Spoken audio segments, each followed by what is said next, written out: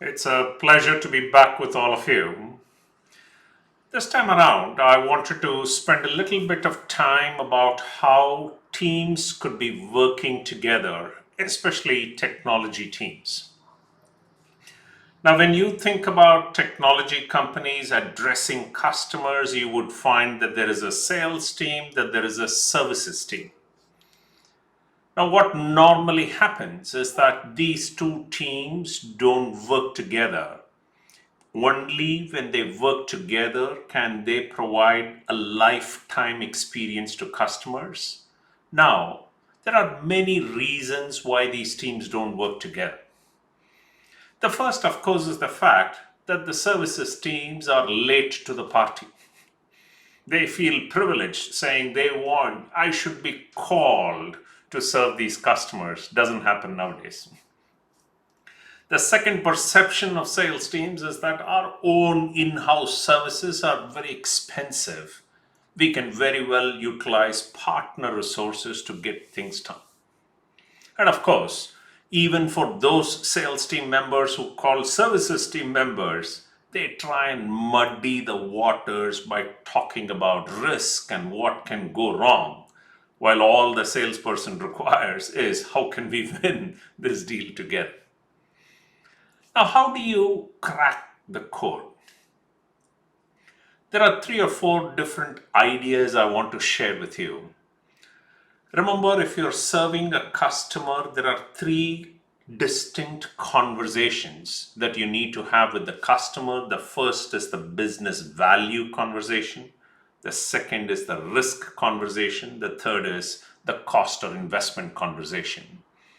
And make sure that when the teams come together, you're having the right conversation at the right time. So if sales and services are working together early on in the sales cycle, make sure it is all about how do we add truly unified value to the customer, which means how do we move beyond just a transaction to a transformation that we can drive with the customer. Now, if services comes in and talks risk at the wrong time, that muddies the water, that pollutes the conversation, that impacts the quality of integration and orchestration.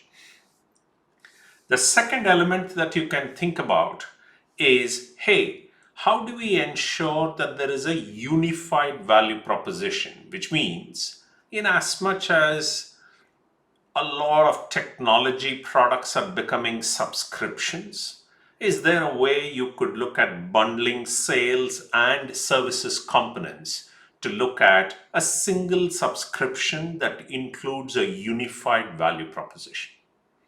And the last, of course, is ensuring that there is a codified gives and gets between sales and services. Because if you and your team, if the sales and the services team know how exactly we'll plan together, how exactly we will execute together, how exactly we will drive results together, that level of understanding, alignment, commitment, and accountability will help you to achieve more.